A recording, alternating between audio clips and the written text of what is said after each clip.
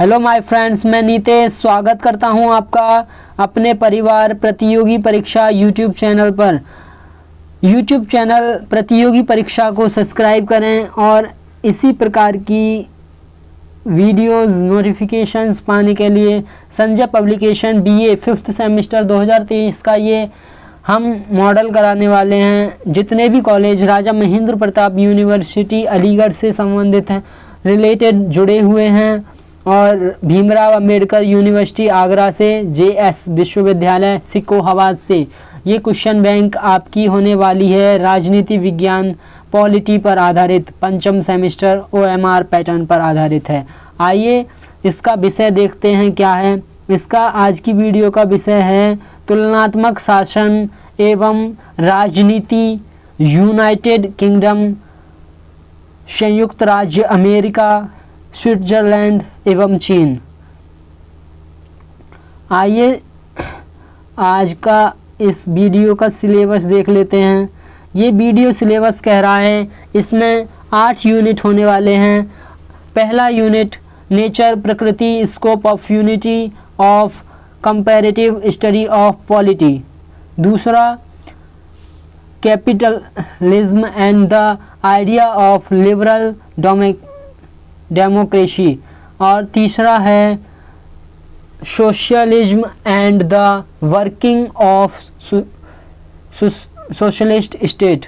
तो आइए हम इन 3 यूनिट्स को आज पढ़ने वाले हैं। उसके बाद इसमें 8 यूनिट हैं, ऐसे ही हम 3 वीडियो में इनको ख़त्म कर देंगे। आइए शुरुआत करते हैं। आज का पहला क्वेश्चन क्या होने वाला है। पहला क्वेश्चन हमारा कह रहा है कि आइए पहले देख लेते हैं किससे रिलेटेड क्वेश्चंस हैं। वस्तुनिष्ठ प्रश्न इकाई 1, तुलनात्मक राजनीति की प्रकृति, क्षेत्र एवं उपयोगिता। Nature, scope and utility of comparative study of politics. आइए नेचर से संबंधित क्वेश्चन देखते हैं। तुलनात्मक राजनीति की प्रकृति संबंधी साम्यवाद सर्वमान्य धारणा क्या है। तो प्रचलित राष्ट्रीय सरकारों का तुलनात्मक अध्ययन ही तुलनात्मक राजनीति की प्रकृति संबंधी साम्यवाद धारणा है। ठीक है, आइए आगे बढ़ते हैं, दूसरे क्वेश्चन पे आते हैं। हमारे पहले क्वेश्चन का ए ऑप्शन सही हो जाएगा। ठीक है, ए ऑप्शन सही हो जाएगा। ठीक है, मैं लगा देता हूँ जिससे कि आपको पता लग जाए। ए ऑप्शन सही हो जाएगा। दूसरा क्वेश्चन, हमारे पास तुलनात्मक सरकारों के अध्ययन का केवल एक ही रास्ता बचता है और वह समकालीन विश्व की राजनीति व्यवस्थाओं से संबंधित राष्ट्रीय सरकारों के राष्ट्रीय सीमाओं के आर पार अध्ययन करना। उपयुक्त कथन किस राजनीति शास्त्री का है, किसका है। तो ये जीन ब्लोडेल का है। ठीक है, जीन ब्लोडेल का है। निम्नलिखित में से किसने आधुनिक तुलनात्मक राजनीति को एक विस्फोट अनुशासन बताया है। विस्फोट अनुशासन बताया है तो किसने बताया है। ज्यूडनोवस्की ने बताया है। नेक्स्ट क्वेश्चन पे आते हैं आज की क्लास का। निम्नलिखित कथन किस राजनीति शास्त्री का है। तुलनात्मक राजनीति में अधिक आधारभूत व्यवस्था समस्या इसकी उचित और तर्कसंगत सीमाओं की है। तो किसका कथन है ये, जी के रॉबर्ट्स का है। ठीक है, जी के रॉबर्ट्स का है। निम्नलिखित में से क्या तुलनात्मक राजनीति की प्रकृति में समाहित है। तो क्या है, उपरोक्त सभी हो जाएगा। पश्चिमी देशों की राजनीतिक व्यवस्था का तुलनात्मक अध्ययन, गैर पश्चिमी देशों की राजनीतिक संस्थाओं का तुलनात्मक अध्ययन, साम्यवादी देशों की राजनीतिक संस्थाओं का तुलनात्मक अध्ययन। ये सभी उपरोक्त सभी ऑप्शन सही हो जाएगा। छठा क्वेश्चन हमारा क्या कह रहा है। सामान्यतः तुलनात्मक राजनीति की प्रकृति के संबंध में कौन से दृष्टिकोण पाए जाते हैं? कौन से दृष्टिकोण पाए जाते हैं? तो ए और बी दोनों पाए जाते हैं, ए एंड बी दोनों पाए जाते हैं। कौन कौन से? लंबात्मक तुलना और दूसरा अम्बरांतीय या क्षेत्रीय तुलना, अम्बरांतीय या क्षेत्रीय तुलना। आइए आगे बढ़ते हैं, नेक्स्ट क्वेश्चन पे आते हैं, नेक्स्ट स्लाइड पे आते हैं। नेक्स्ट स्लाइड में हमारा पहला क्वेश्चन होगा सातवां क्वेश्चन। सातवां क्वेश्चन क्या कह रहा है? तुलनात्मक राजनीति के लंबात्मक ऊर्ध्वाधर दृष्टिकोण के अनुसार निम्नलिखित में से क्या सत्य है? क्या सत्य है? पहला ऑप्शन आर्थिक साधनों की समानता, नियमों की समानता, शक्ति की समानता, या फिर उपरोक्त सभी। तो उपरोक्त सभी हमारा सही हो जाएगा, ठीक है, उपरोक्त सभी, उपरोक्त सभी। नेक्स्ट क्वेश्चन आज की क्लास का, ये बार बार क्या लैंडस्केप में ही रहना चाहिए ना, पोर्ट्रेट में हो जाता है। तो नेक्स्ट क्वेश्चन पे आते हैं। तुलनात्मक राजनीति के किस दृष्टिकोण के अनुसार एक ही देश की व्यक्ति विभिन्न राजनीतिक एवं प्रशासनिक संस्थाओं का तुलनात्मक अध्ययन किया जाता है? तो कौन सा ऑप्शन सही होगा? तुलनात्मक राजनीति लंबात्मक तुलना के अंतर्गत, किसके अंतर्गत? तुलनात्मक राजनीति लंबात्मक तुलना के अंतर्गत किया जाता है। तुलनात्मक शासन वर्तमान विश्व में राष्ट्रीय सरकारों के प्रतिमान का अध्ययन है, राष्ट्रीय सरकारों के प्रतिमान का अध्ययन है। उपरोक्त कथन निम्नलिखित में से किसका है? किसका है? तो ये है जीन ब्लोंडेल। आगे बढ़ते हैं। निम्नलिखित में से किस व्यक्ति का कथन है कि तुलनात्मक राजनीतिक संस्थाओं एवं सरकारों के विविध प्रकारों का एक तुलनात्मक विवेचन एवं विश्लेषण है? किसका कथन है ये? तो किसने कहा है? तो ये कहा है एडवर्ड ए फ्रीमैन। तुलनात्मक राजनीति एक अपेक्षाकृत आधुनिक माना जाता है, जिसके लिए प्रायः किस शब्द का प्रयोग किया जाता था?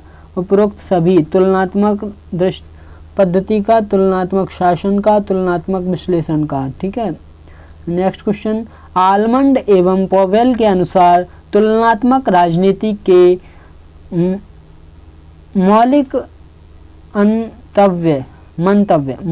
मंतव्य हैं। क्या है मौलिक मंतव्य इन दोनों के द्वारा, आलमंड एवं पॉवेल के द्वारा? तो द ऑप्शन सही होगा, ये तीनों हैं।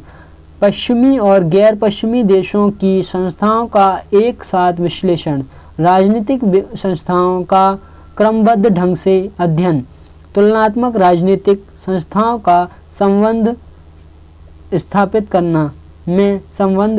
करना, ठीक है। नेक्स्ट क्वेश्चन पे आते हैं। 13वां क्वेश्चन क्या कह रहा है? सन 1953 में किन राजनीतिक शास्त्री ने अमेरिकन पॉलिटिक्स साइंस रिव्यू नामक लेख लिखा? किसने लिखा? तो बी ऑप्शन मैक्रेडिश तथा कोक्स ने लिखा, ठीक है। आलमंड तथा पॉवेल ने पारंपरिक संवैधानिक अध्ययन की कितनी कमियों का उल्लेख किया है? कितनी कमियों का उल्लेख किया है? तो बी ऑप्शन सही हो जाएगा, 3 कमियों का उल्लेख किया है, ठीक है, 3 कमियों का उल्लेख किया है। नेक्स्ट स्लाइड पे आते हैं। आज की next slide page number 4, model का पेज नंबर 4। अगर आपके पास मॉडल है तो आप मॉडल को सामने खोल कर रख सकते हैं, ठीक है, और मेरे साथ पढ़ते जाइए। ये वीडियो आप 2 से 3 बार जब देख लेंगे एग्ज़ाम होने से पहले, तो आपका कॉन्फिडेंस सबसे आगे होगा, सबसे आगे आप पेपर सबसे पहले करके क्लास से बाहर निकलेंगे। आइए 15वां क्वेश्चन देखते हैं। तुलनात्मक राजनीतिक विज्ञान में किस अवधारणा को उसकी आधारभूत अवधारणा माना जाता है। किसको माना जाता है? तो राजनीतिक व्यवस्था को आधारभूत माना जाता है। ठीक है, आधारभूत माना जाता है। ठीक है, नेक्स्ट क्वेश्चन पे आते हैं। स्कोप, इसके क्षेत्र क्या हैं? किसके क्षेत्र? तुलनात्मक राजनीति के क्षेत्र क्या क्या हैं? ठीक है, तो निम्नलिखित में से किस विचारक ने तुलनात्मक राजनीति को राजनीतिक व्यवहारवादी अध्ययनों का अंध महाद्वीप कहा है? किसने कहा है? राजनीति व्यवहारवादी अध्ययनों का अंध महाद्वीप किसने कहा है? तुलनात्मक राजनीति को तो किसने कहा है? ए ऑप्शन स्प्रेंगलर ने कहा है। स्प्रेंगलर ने कहा है। किन विचारकों के अनुसार अपनी संक्रमणकालीन व्यवस्था के कारण अत्यधिक विवाद तुलनात्मक राजनीति की आधारभूत विशेषता है? तो किसने कहा है? हैरी एक्सटीन एवं एप्टर। ठीक है, नेक्स्ट क्वेश्चन पे आते हैं। विभिन्न राजनीति संस्थाओं का व्यापक अध्ययन किया जाता है। किसके द्वारा किया जाता है? तो तुलनात्मक राजनीति व्यवस्था के द्वारा किया जाता है। ठीक है, राजनीतिक शास्त्र के की किस शाखा में युद्ध और शांति तथा शक्ति संतुलन जैसी समस्याओं पर भी विचार किया जाता है? ठीक है, तो तुलनात्मक राजनीति पर विचार किया जाता है, समस्याओं पर, तुलनात्मक राजनीति की समस्याओं पर। ठीक है, आगे बढ़ते हैं। 20वें क्वेश्चन पे आते हैं। तुलनात्मक राजनीति सब कुछ है या कुछ भी नहीं? कथन किस राजनीति शास्त्री का है? किसने कहा है? तो जी.के. रॉबर्ट्स ने कहा है। जी.के. रॉबर्ट्स ने कहा है कि तुलनात्मक राजनीति या तो सब कुछ है या कुछ भी नहीं है। ठीक है, आइए आगे बढ़ते हैं। तुलनात्मक राजनीति विज्ञान का छात्र निम्नलिखित में से किसका अध्ययन करता है? तो किसका अध्ययन करता है? दबाव समूहों का अध्ययन करता है, संवैधानिक सरकारों का अध्ययन करता है, विभिन्न राष्ट्रों के संविधानों का अध्ययन करता है। तुलनात्मक राजनीति विज्ञान का छात्र इन सभी पर अध्ययन करता है। ठीक है, तुलनात्मक राजनीति, नेक्स्ट क्वेश्चन, तुलनात्मक राजनीति विज्ञान का विषय क्षेत्र है। कौन सा विषय क्षेत्र है इसका? तो उपयुक्त सभी का अध्ययन, राजनीतिक सहभागिता का अध्ययन, राजनीतिक संस्कृति का अध्ययन, राजनीतिक दलों का अध्ययन। तो उपरोक्त सभी सही होगा। निम्नलिखित में से क्या तुलनात्मक राजनीति शास्त्र के अध्ययन क्षेत्र का भाग है? तो क्या है भाग? ऑप्शन सही होगा, उपरोक्त सभी। राजनीतिक समाजीकरण, राजनीतिक व्यवस्था का विश्लेषण या फिर राजनीतिक संचार। ठीक है, राजनीतिक संचार। आइए आगे बढ़ते हैं, नेक्स्ट क्वेश्चन पे आते हैं। नेक्स्ट क्वेश्चन क्या कह रहा है? तुलनात्मक राजनीति का उद्देश्य है। तो तुलनात्मक राजनीति का उद्देश्य क्या है? आइए देखते हैं तुलनात्मक राजनीति का उद्देश्य क्या है। तो ये ऐसे, तुलनात्मक राजनीति का उद्देश्य उपरोक्त सभी। ठीक है, उपरोक्त सभी मतलब कि दार्शनिक भी है, वैज्ञानिक भी है, सामाजिक भी है। ठीक है, नेक्स्ट क्वेश्चन पे आते हैं। तुलनात्मक राजनीतिक समस्याओं का वर्गीकरण किया जाता है। किसने कहा है कि तुलनात्मक राजनीतिक समस्याओं का वर्गीकरण किया जाता है? तो किसने कहा है? जी.के. रॉबर्ट्स द्वारा कहा गया है। ठीक है, जी.के. रॉबर्ट्स द्वारा। यह तर्क किसने प्रस्तुत किया कि राजनीतिक घटनाओं के वैज्ञानिक दृष्टिकोण वाले किसी व्यक्ति के लिए एक स्वतंत्र तुलनात्मक पद्धति का विचार बेमानी लगता है? स्वतंत्र तुलनात्मक पद्धति का विचार बेमानी लगता है, किसने कहा है? किसका कथन है ये? तो ये कहा है हैरोल्ड लॉसवेल, हैरोल्ड लॉसवेल ने कहा है। आमंड एवं पॉवेल द्वारा संरचनात्मक प्रकार्यवाद का अनुप्रयोग निम्नलिखित में से किसका अनुप्रयोग है? तो ईस्टर्न की राजनीतिक व्यवस्था का ढांचा, तो ईस्टर्न की राजनीतिक व्यवस्था का ढांचा ही ये संरचनात्मक प्रकार्यवाद का अनुप्रयोग का अध्ययन है, ठीक है, अनुप्रयोग है, ठीक है। आगे बढ़ते हैं, ठीक है, आगे बढ़ते हैं। तुलनात्मक राजनीति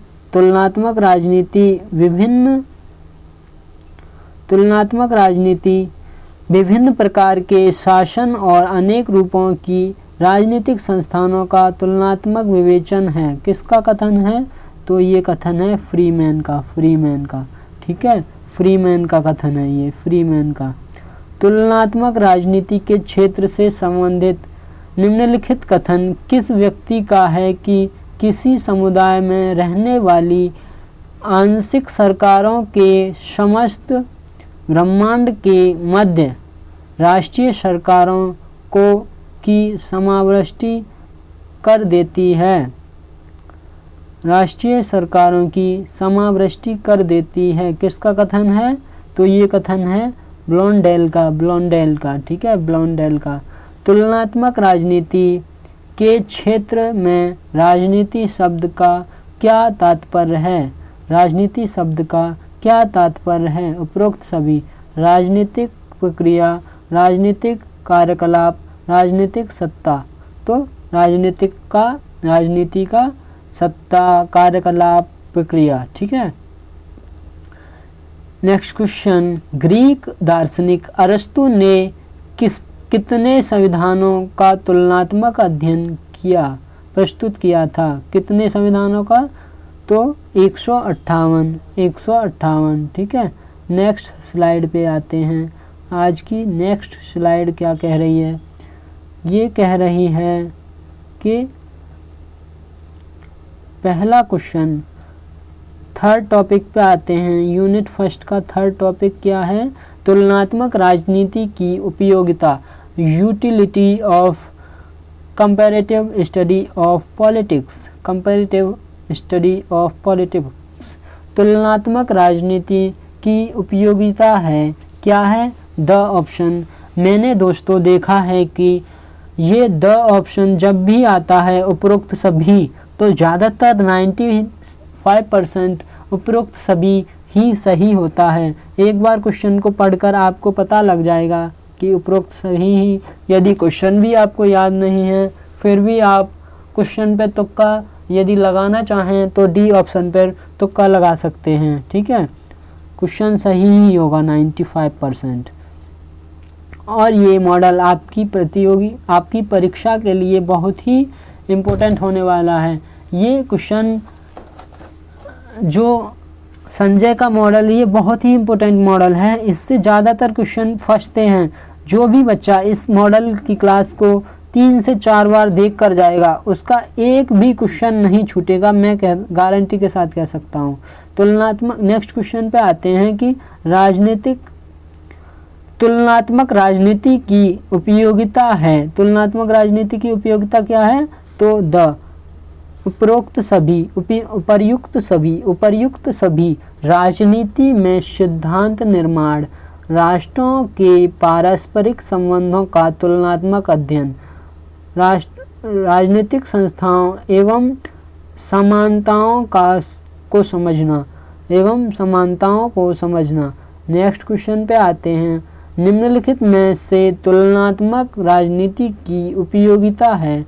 तुलनात्मक राजनीति की उपयोगिता क्या है? तो तुलनात्मक राजनीति की उपयोगिता क्या है? पेज स्लाइड बार बार इधर उधर हो जाती है, इसे सेट करना भी तो जरूरी है क्योंकि तुम्हें क्वेश्चन नहीं दिखेगा फिर। निम्नलिखित में से तुलनात्मक राजनीति की उपयोगिता है, क्या है उपयोगिता? द ऑप्शन सही हो जाएगा। राजनीतिक प्रक्रियाओं की समझ, प्रतियोगी राज्यों के मध्य शक्ति संतुलन, राजनीतिक दल तथा दबाव समूह के निर्माण की समक्ष। नेक्स्ट क्वेश्चन, तुलनात्मक राजनीति के अध्ययन की क्या उपयोगिता हो सकती है? क्या उपयोगिता हो सकती है? उपरोक्त सभी। डी ऑप्शन सही होगा। राजनीतिक प्रणालियों के गुण दोषों का प्रज्ञान, विभिन्न राष्ट्रों के संविधान की समझ, ठीक है, हो सकती है। तुलनात्मक पद्धति से राजनीति के प्रति वैज्ञानिक दृष्टिकोण का विकास होता है, ठीक है, वैज्ञानिक दृष्टिकोण का विकास होता है। आइए आगे बढ़ते हैं। निम्नलिखित में से किस सिद्धांत का प्रतिपादन राजनीति के तुलनात्मक अध्ययन के द्वारा निर्मित किया गया? तो कौन सा ऑप्शन सही हो जाएगा? द ऑप्शन सही होगा। उपरोक्त सभी। उपरोक्त सभी क्या कह रहा है? शासन प्रणाली चाहे संसदात्मक हो या अक्षरात्मक हो, संसद की प्रभुता कभी देखने को नहीं मिलती। बी ऑप्शन, हर देश में नेतृत्व कुछ सीमित वर्गों तक रहता है। तीसरा ऑप्शन, जिन देशों में निर्वाचन सरकारों को प्रतिष्ठा प्राप्त होनी चाहिए नहीं होती, उन देशों की राजनीति में सैनिक हस्तक्षेप की संभावना बढ़ जाती है। तो तीन ऑप्शन सही होंगे, ठीक है। किसके कारण सरकार नहीं बल्कि सरकारों का अध्ययन केंद्रीय विषय बन गया? किसके कारण बन गया? तो देखते हैं किसके कारण बन गया। सो ऑप्शन, राजनीति के तुलनात्मक अध्ययन के कारण राज्य नहीं बल्कि सरकारों का अध्ययन केंद्रीय विषय बन गया, ठीक है, केंद्रीय विषय बन गया। 39वां क्वेश्चन, तुलनात्मक राजनीति के संबंध में क्या सत्य है? क्या सत्य है? तो स ऑप्शन, अ व स दोनों सत्य। एक देश के सरकार के विभिन्न अंगों का अध्ययन किया जाता है। विभिन्न देशों की सरकारों के मध्य घटकों का अध्ययन किया जाता है। तो इसका सी ऑप्शन सही होगा, ठीक है। नेक्स्ट क्वेश्चन पे आते हैं। 40वां क्वेश्चन है, तुलनात्मक राजनीति में अध्ययन किया जाता है। अध्ययन किया जाता है किसका? तो दो ऑप्शन, पौवर्त्य विचारों का या फिर ग्रीक विचारकों का या फिर पाश्चात्य विचारकों का, ठीक है। तुलनात्मक राजनीति में अध्ययन किया जाता है, सभी का किया जाता है, पाश्चात्य का भी, ग्रीक का भी, पौवर्त्य का भी, ठीक है। आगे आते हैं। विभिन्न शासन प्रणालियों का अध्ययन किया जाता है। विभिन्न शासन प्रणालियों का अध्ययन किया जाता है। तो बी ऑप्शन, तुलनात्मक राजनीति में किया जाता है। तुलनात्मक राजनीति में किया जाता है, ठीक है। एजिएंट कंपेरेटिव पॉलिटिक्स, एजिएंट कंपेरेटिव पॉलिटिक्स के लेखक हैं, कौन हैं? तो कौन हो जाएंगे इसके लेखक? ए ऑप्शन, पैड्रिक ओनील, ठीक है। राजनीतिक सत्ता और उसके उपयोग के बारे में एक संबंधित विवाद है। यह कथन किस व्यक्ति का है? तो यह कथन ए ऑप्शन, कर्टिस का है। कर्टिस,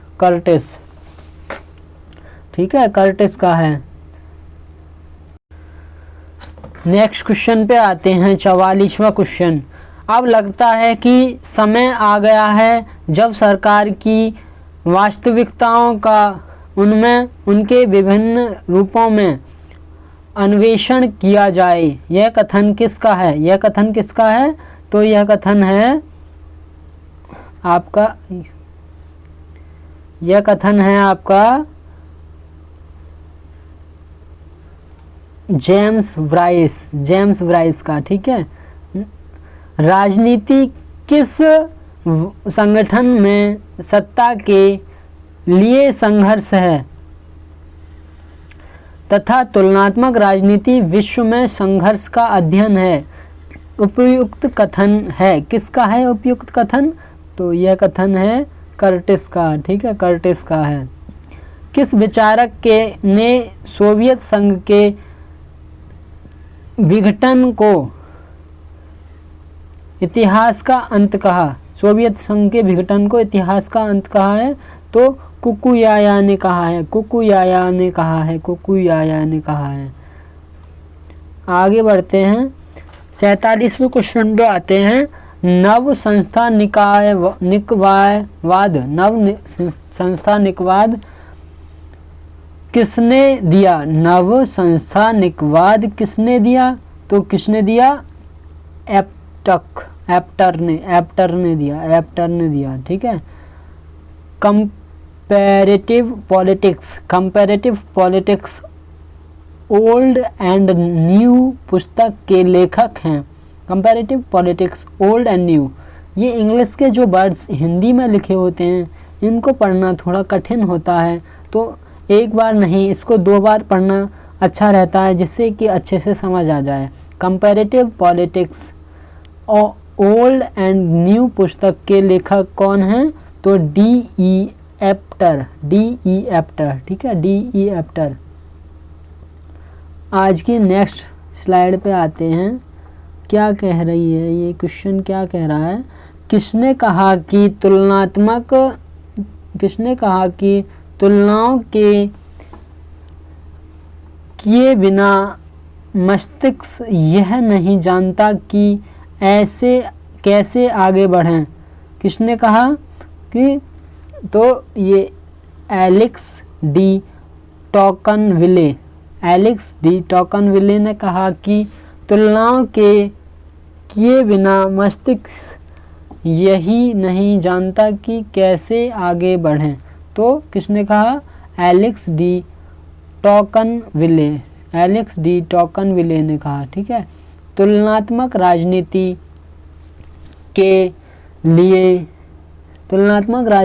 के लाभ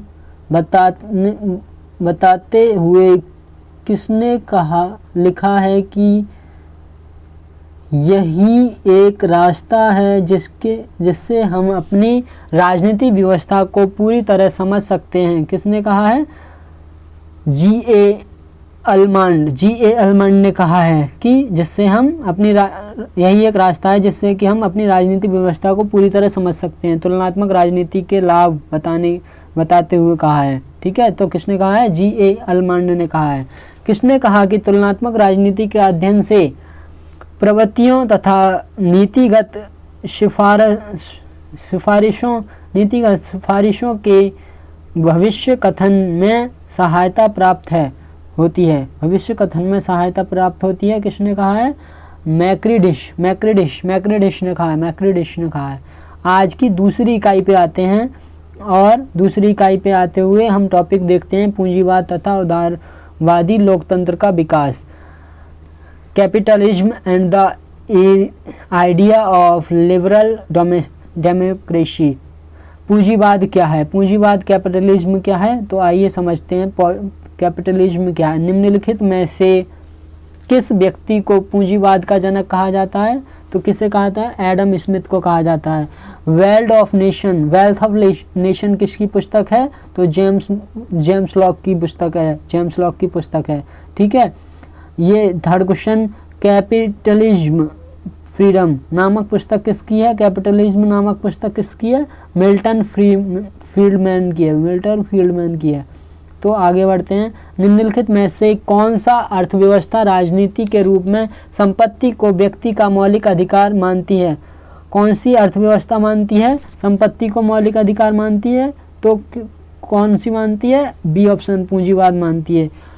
फिफ्थ क्वेश्चन पे आते हैं। पूंजीवाद आर्थिक संगठन की एक ऐसी व्यवस्था है जिसमें व्यक्तिगत स्वामित्व पाया जाता है और मानव अनुकूल एवं प्राकृतिक एवं मानवकृत संसाधनों को व्यक्तिगत लाभ के लिए प्रयोग किया जाता है। उपयुक्त विचार किसने प्रस्तुत किया? तो किसने प्रस्तुत किया उपयुक्त विचार? तो लॉवस एवं हूट ने किया। छठे क्वेश्चन पे आते हैं। सेकंड यूनिट चल रही है हमारी, जिसमें टॉपिक चल रहा है हमारा क्या टॉपिक चल रहा है? पूंजीवाद, कैपिटलिज्म। पूंजीवाद से रिलेटेड हम क्वेश्चन कर रहे हैं। निम्नलिखित में से कौन सी विचारधारा पूंजीवाद की वकालत करती है? पूंजीवाद की वकालत करती है तो उदारवाद करती है। ठीक है। निम्नलिखित में से क्या पूंजीवाद की विशेषता नहीं है? पूंजीवाद की विशेषता नहीं है तो उत्पादन के संसाधनों पर सार्वजनिक स्वामित्व ये क्या नहीं है? पूंजीवाद की एक विशेषता नहीं है। ठीक है, पूंजीवाद की एक विशेषता नहीं है। नेक्स्ट क्वेश्चन पे आते हैं। पूंजीवाद के संबंध में निम्नलिखित विचार किसने प्रस्तुत किया? पूंजीवादी अर्थ प्रणाली वह है जिसमें उत्पत्ति के मौलिक साधनों का अधिकार अथवा उपयोग का अधिकार कुछ ही व्यक्तियों के पास होता है। किसने कहा है? पीगू ने कहा है। ठीक है। पूंजीवाद प्रबल समर्थक है। किसने कहा है? किसका है? तो उपरोक्त सभी। निजी संपत्ति के अधिकार का, उत्पादन के साधनों का, सरकार के नियंत्रण की मुक्ति का, व्यक्तिगत लाभ का। तो व्यक्तिगत लाभ का। ठीक है, तीनों का होने वाला है। ठीक है। निम्नलिखित में से किस विचार को पूंजीवाद व्यवस्था का स्वीकार नहीं किया जाता है? पूंजीवाद व्यवस्था द्वारा स्वीकार नहीं किया जाता है। किसको नहीं किया जाता है? तो वर्ग संघर्ष के सिद्धांत को पूंजीवाद व्यवस्था में स्वीकार नहीं किया जाता है। ठीक है। निम्नलिखित में से क्या पूंजीवाद की विशेषता है? तो पूंजीवाद की विशेषता है कि उत्पादन के साधनों पर निजी स्वामित्व, मुक्त बाजार, व्यक्तिगत लाभ के लिए क्रियाकलाप, ये तीनों हैं। ठीक है। नेक्स्ट क्वेश्चन पे आते हैं। पूंजीवाद आर्थिक तंत्र को यूरोप में किस सदी में एक ढांचागत स्वरूप मिलना प्रारंभ हुआ? किस सदी में हुआ? तो 16वीं सदी में। किस सिद्धांत का मानना है कि आर्थिक तंत्र को नियंत्रण मुक्त करने से कल्याणकारी राज्य की स्थापना में सहयोग प्राप्त होगा? तो किसका है? पूंजीवाद सिद्धांत का है। ठीक है, पूंजीवाद सिद्धांत का मानना है। उत्पादन के संसाधनों का निजी स्वामित्व किसकी विशेषता है? तो किसकी विशेषता है? निजी स्वामित्व किसकी विशेषता है? पूंजीवाद की। ठीक है, आगे बढ़ते हैं। नेक्स्ट स्लाइड पे आते हैं आज की। ठीक है, ये है नेक्स्ट स्लाइड। निम्नलिखित में से कौन सा देश पूंजीवाद की अर्थव्यवस्था का उदाहरण नहीं है? पूंजीवाद की अर्थव्यवस्था का उदाहरण नहीं है चीन। भारत में किस प्रकार की अर्थव्यवस्था को स्वीकार किया गया है? तो किस प्रकार की को किया गया है? मिश्रित अर्थव्यवस्था को किया गया है। निम्नलिखित में से क्या पूंजीवाद का प्रकार है? उपरोक्त सभी। पूंजीवाद की आधुनिक विचारधारा समर्थन करती है। किसका समर्थन करती है? तो कल्याणकारी राज्य का समर्थन करती है। आधुनिक विचारधारा, पूंजीवाद की आधुनिक विचारधारा कल्याणकारी राज्य का समर्थन करती है। पूंजीवाद राज्य में पूंजी का निर्माण किया जाता है। राज्य में पूंजी का निर्माण किया जाता है। किसके द्वारा?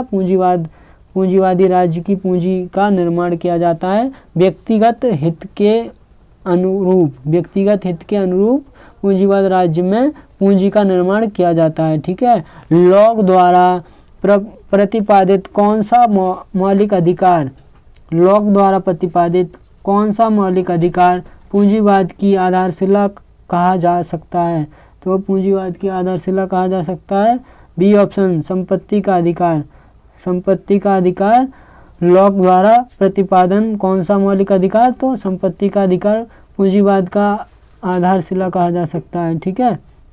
निम्नलिखित में से किसे पूंजीवाद का खतरा माना जाता है, तो किसे माना जाता है खतरा? उपरोक्त सभी। सामाजिक असमानता को भी, बाजार की विषमता को, पर्यावरण को हानि, ये सभी पूंजीवाद का खतरा है। ठीक है, निम्नलिखित में से क्या पूंजीवाद के दुष्प्रभाव हैं?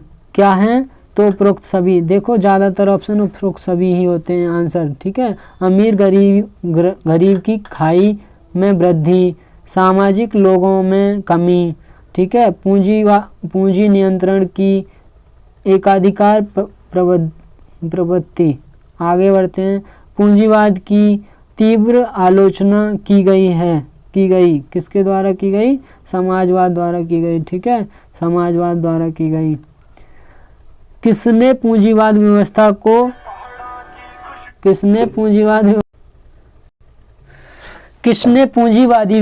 को बुर्जुरा व्यवस्था कहा है? तो बुर्जुरा व्यवस्था किसने कहा है? तो मार्क्स ने कहा है। किस विचारक ने पूंजीवादी अर्थव्यवस्था को सर्वहारा वर्ग का शोषक कहा है? सर्वहारा वर्ग का शोषक कहा है, तो किसने कहा है? कार्ल मार्क्स ने कहा है। ठीक है, नेक्स्ट क्वेश्चन पे आते हैं। आज के नेक्स्ट क्वेश्चन पे आते हैं। उदारवादी लोकतंत्र का विचार, आइडियाज ऑफ लिबरल डेमोक्रेसी। उदारवाद की आत्मा किसमें निहित है? तो व्यक्ति की स्वतंत्रता में निहित है उदारवाद की आत्मा। ठीक है, लॉक, रूसो, वाल्टेयर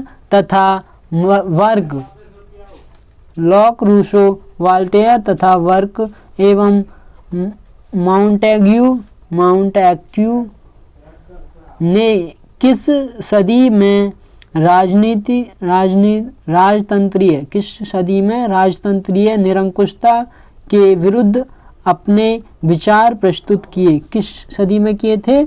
तो ये किए थे ऑप्शन 18वीं सदी में किए थे। ठीक है, उदारवाद की विशेषता निहित है, तो किसमें निहित है? उपरोक्त सभी। व्यक्ति की स्वतंत्रता में, सभी व्यक्तियों की व्यक्तित्व की सर्वोत्तम विकास में, मानवीय गरिमा की प्रतिष्ठा में, उपर्युक्त सभी में। ठीक है, उपर्युक्त सभी में। निम्नलिखित में से कौन सी विचारधारा राज्य की शक्तियों पर नियंत्रण की बात करती है? राज्य की शक्तियों पर नियंत्रण की बात करती है? समाजवाद करती है। निम्नलिखित में से कौन सी विचारधारा राज्य को रात्रि प्रहरी बताती है एवं सीमित शासन के सिद्धांत को प्रतिपादित करती है? सीमित शासन के सिद्धांत को प्रतिपादित करती है, तो कौन सी करती है? उदारवाद करती है। ठीक है, उदारवाद करती है। सामान्यतः लोकतंत्र का विचार है कि सत्ता कैसी होनी चाहिए?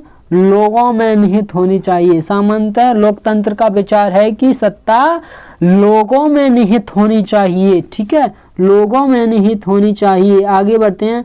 उदारवादी लोकतंत्र के विषय में क्या सत्य है? तो उपरोक्त सभी ऑप्शन सही हो जाएगा। ज़्यादातर उपरोक्त सभी, जिस ऑप्शन में भी उपरोक्त सभी आ जाए उसमें ठोक के लगाया उपरोक्त सभी। सरकार एवं अनिवार्य दोष है।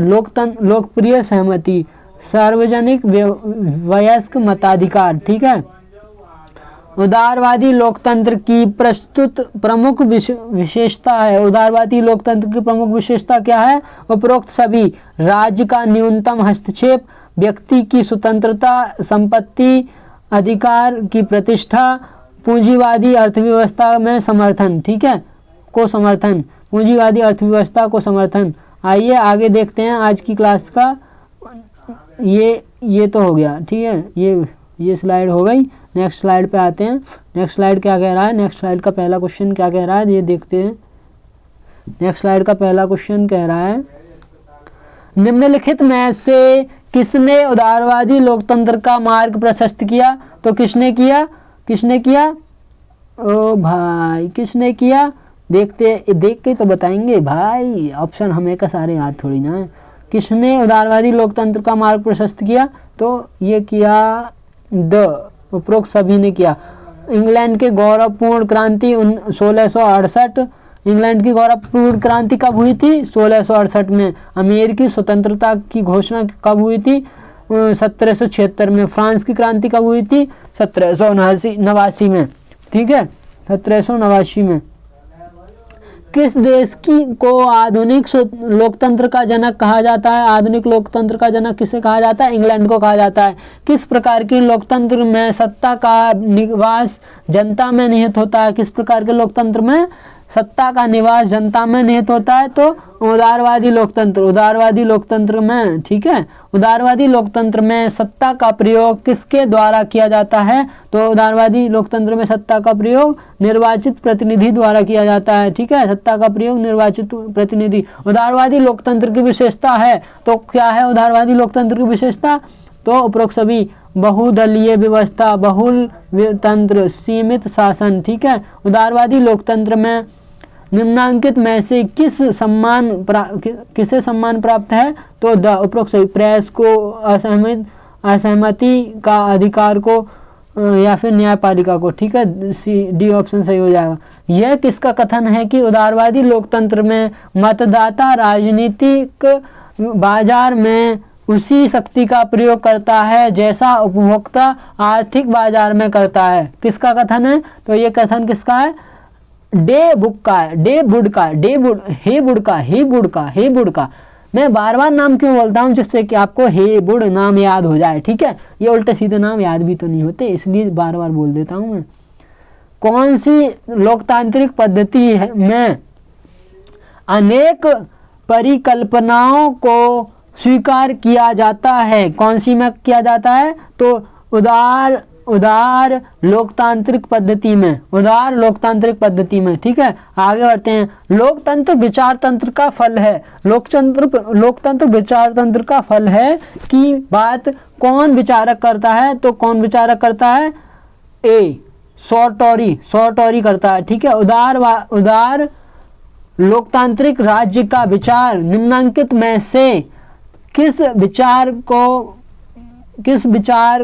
को पूर्णतः नकारता है, तो कौन सा नकारता है, देवत्व राज नकारता है, उदार लोकतंत्र को देवत्व राज नकारता है, ठीक है। नेक्स्ट क्वेश्चन पे आते हैं। Authority in the modern state, रचना किसकी है, तो लास्की की है, ठीक है, लास्की की है, ठीक है। आगे बढ़ते हैं। Competitive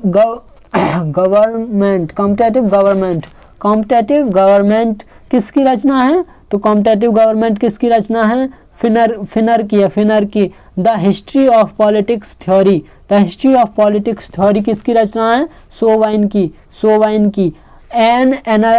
analysis of politics system किसकी रचना है, तो किसकी है, बेटी की है।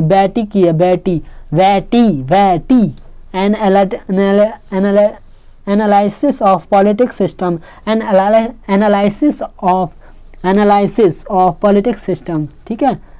आगे बढ़ते हैं। Constitutional government of democracy, constitutional government of democracy के लेखक हैं, कौन है, कॉन्स्टिट्यूशनल गवर्नमेंट डेमोक्रेसी के लेखक कौन है, कार्ल जे फ्रेडरिक।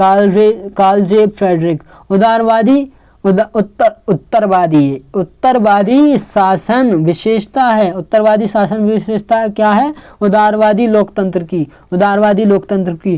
किसी उदारवादी लोकतंत्र में कितने अंग माने जाते हैं, तो कितने माने जाते हैं, 3 माने जाते हैं। उदारवादी लोकतंत्र के अंग हैं, उदारवादी लोकतंत्र के कितने अंग हैं, उपरोक्त सभी, कार्यपालिका, विधायिका, न्यायपालिका, ठीक है। किसी उदारवादी लोकतंत्र में स्वतंत्र प्रेस को माना जाता है, क्या माना जाता है, चौथा स्तंभ माना जाता है। स्वतंत्र प्रेस को चौथा स्तंभ माना जाता है। ठीक है, उदारवादी लोकतांत्रिक शासन व्यवस्था में कौन सा विचार निहित है? कौन सा विचार निहित है? उपरोक्त सभी ऑप्शन सही हो जाएगा। ऑप्शन उपरोक्त सभी आया है भाई, उपरोक्त सभी सही होगा। शक्ति पृथक्करण का सिद्धांत, शांति संतुलन का सिद्धांत, शक्ति संतुलन विकेंद्रीकरण का सिद्धांत, उपरोक्त सभी। ठीक है, उदारवादी लोकतंत्र शासन की व्यवस्थाएं। ठीक है, व्यवस्थाएं।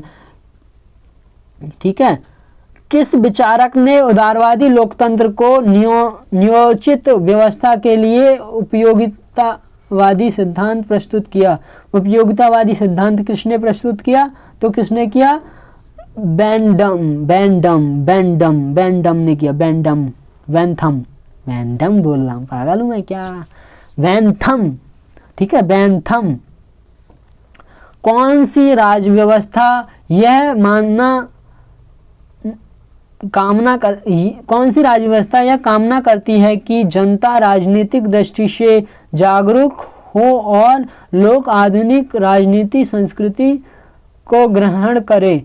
राजनीतिक संस्कृति को ग्रहण करे तो कौन सी करती है? साम्यवादी करती है। ठीक है, साम्यवादी करती है।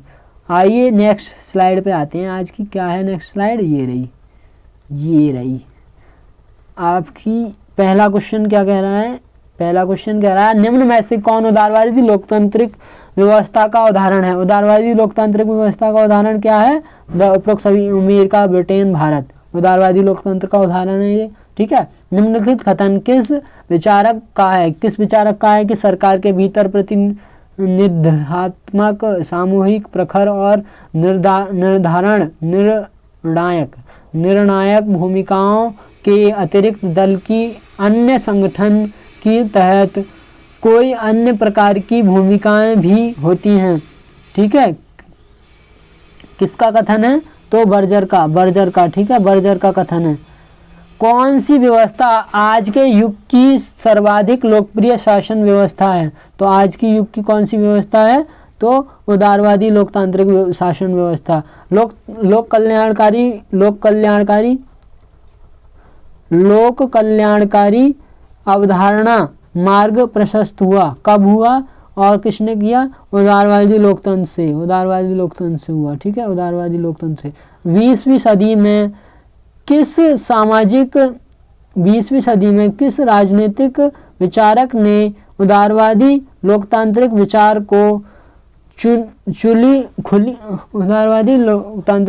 को खुली चेतावनी दी एवं प्रमुख प्रतिद्वंदी बनकर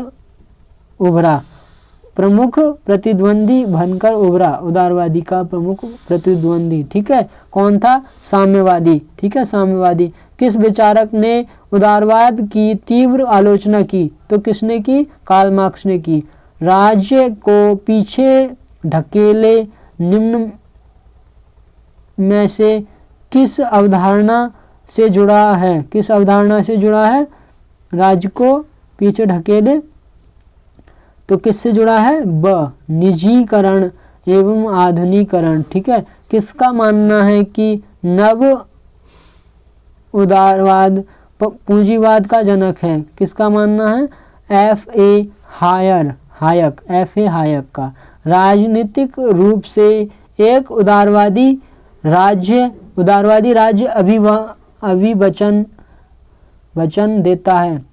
उदारवादी राज्य अभिवचन देता है। किसके द्वारा देता है? राजनीतिक रूप से एक उदारवादी राज्य अभिवचन देता है। द ऑप्शन चिंतन, लेखन, अभिव्यक्ति, प्रकाशन की स्वतंत्रता के आधार पर। ठीक है,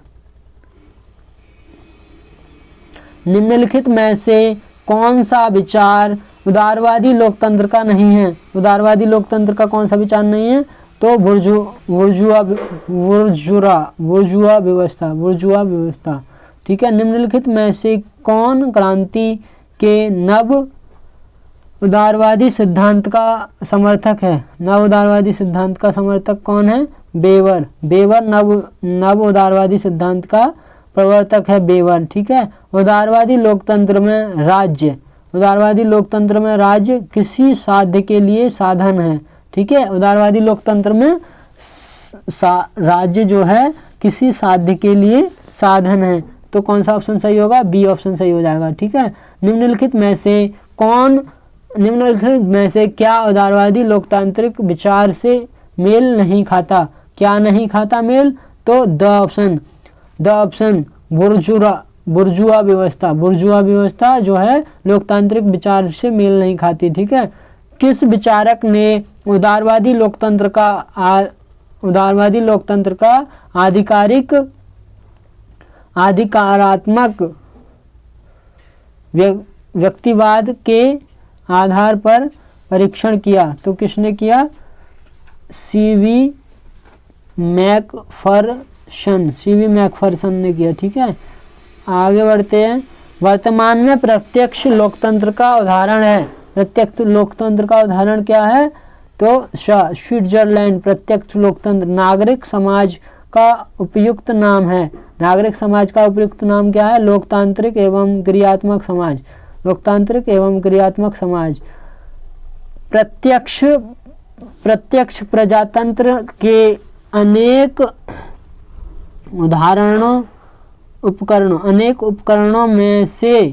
उपकरणों में से सर्वाधिक लोकप्रिय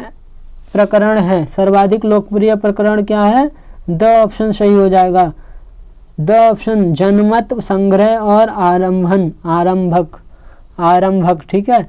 निम्नलिखित में से कौन विश्वव्यापी लोकतांत्रिकरण की तीसरी लहर का प्रतिपादक है? तीसरी लहर का प्रतिपादक कौन है?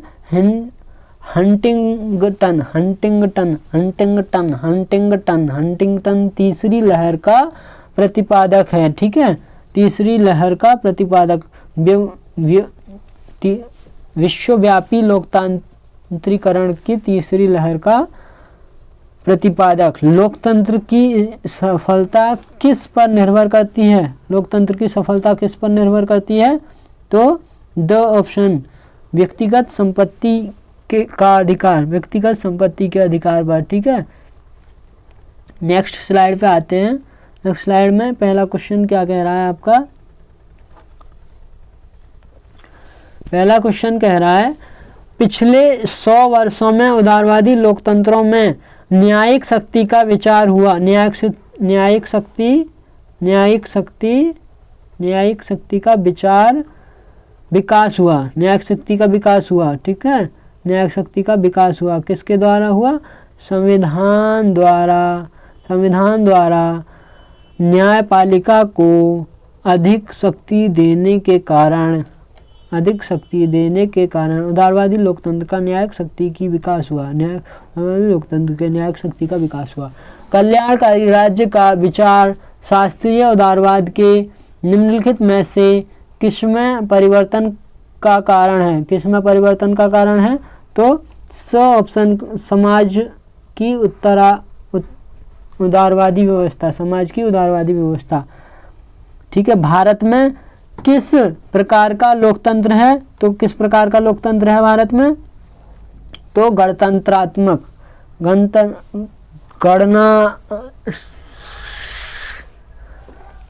गणतांत्रिक लोकतंत्र। ठीक है। गणतांत्रिक लोकतंत्र। ठीक है। आगे बढ़ते हैं। आधुनिक लोकतंत्र की विशेषता नहीं है। क्या नहीं है? तो अधिनायकवाद नहीं है। ठीक है। अधिनायकवाद नहीं है। जनतंत्र एक ऐसी प्रणाली है जिसमें प्रत्येक व्यक्ति को भागीदारी हो। उपयुक्त वाक्य है किसका है? तो सीले का है। ठीक है। सीले का है। लोकतंत्र के बारे में निम्नलिखित विचार किसका है कि लोकतंत्र जनता के द्वारा तथा जनता के लिए सरकार है? किसका है? तो अब्राहम लिंकन का है। ये तो सबको पता रहता है। निम्नलिखित में से कौन लोकतंत्र को एक जीवन शैली के रूप में परिभाषित करता है? कौन करता है जीवन शैली को? एक टीवी स्मिथ करता है। ठीक है। किसका विचार है कि प्रत्येक विधिक सरकार प्रजातांत्रिक होती है? किसका है? तो रूसो का है। स्वस्थ लोकतंत्र में प्रमुख बाधा है। नेक्स्ट क्वेश्चन है स्वस्थ लोकतंत्र में प्रमुख बाधा है क्या है? निरक्षरता एवं दूषित शिक्षा प्रणाली।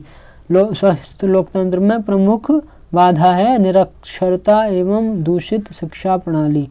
ठीक है, नेक्स्ट क्वेश्चन पे आते हैं। आज की क्लास का नेक्स्ट क्वेश्चन, लोकतंत्र में अंतिम एकता निहित होती है। लोकतंत्र में अंतिम एकता निहित होती है। अंतिम एकता निहित होती है। लोकतंत्र में अंतिम एकता निहित होती है जनता में। ठीक है, जनता में होती है अंतिम एकता निहित।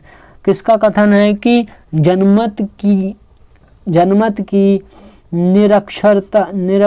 निरंतरता प्रक्रिया ही लोकतंत्र की एक गतिशीलता है। किसका है?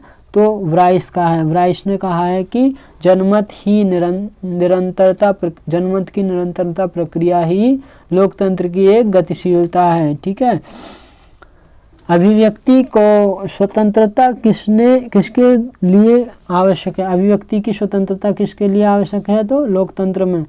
किसके लिए आवश्यकता है? लोकतंत्र के लिए। डेमोक्रेसी एंड इकोनॉमिक्स चैलेंज नामक पुस्तक किसकी है? तो मार्क्स की है। मॉडर्न डेमोक्रेसी पुस्तक किसकी है? तो मॉडर्न डेमोक्रेसी व्राइस की है। ठीक है, निम्नलिखित में से क्या उदारवाद लोकतंत्र का अभिलक्षण नहीं है? उदारवाद लोकतंत्र का अभिलक्षण नहीं है। कौन सा नहीं है? बी ऑप्शन, प्रतिबद्ध नौकरशाही नहीं है। ठीक है, उदारवाद लोकतंत्र का प्रतिबद्ध नौकरशाही अभिलक्षण नहीं है। ठीक है, सामाजिक लोकतंत्र शब्द किसके द्वारा गढ़ा गया? सामाजिक लोकतंत्र किसके द्वारा गढ़ा गया? तो समाजवाद द्वारा गढ़ा गया। ठीक है, अब ये नेक्स्ट इकाई जो है आपकी समाजवाद तथा समाजवादी राज्य के कार्यप्रणाली, ये हम नेक्स्ट वीडियो में पढ़ेंगे, क्योंकि इससे अब ये वीडियो लंबा हो रहा है। 1 घंटे का वीडियो सही रहता है। ठीक है, ज़्यादा लंबा करना भी आपके लिए बोरियत फील होगी, फिर क्या फ़ायदा। आज 7 अक्टूबर को ये आपकी पहली क्लास होने वाली है। ठीक है, धन्यवाद मेरे दोस्तों। और इस वीडियो को आप जितनी बार देखेंगे उतनी बार आपको ज़्यादा समझ में आएगा। एक बार में कुछ समझ में नहीं आता। जीएस तो एक ऐसा टॉपिक और है जो ये जीके जीएस तो एक बार में बिल्कुल भी समझ नहीं मतलब समझ तो आता है, याद नहीं रहता भाई। जब एक बार एक क्वेश्चन 4-5 बार नज़रों के सामने से गुजरता है, जब 4 बार देखते हैं हम उसको, तो वो हमको कंठस्थ हो जाता है और परीक्षा में आने में हम परेशान नहीं होते, आसानी पूर्वक कर पाते हैं। तो आइए आज की क्लास को यहीं पर समापन करते हैं और धन्यवाद मेरे दोस्तों। इस वीडियो को ज़्यादा से ज़्यादा अपने दोस्तों में शेयर करें, जैसे कि जो बीए स्टूडेंट हैं। ठीक है, बीए स्टूडेंट्स के लिए ही है तो ये क्लास, तो बीए स्टूडेंट्स में शेयर करें और लाइक सब्सक्राइब ज़रूर करें। धन्यवाद मेरे दोस्तों।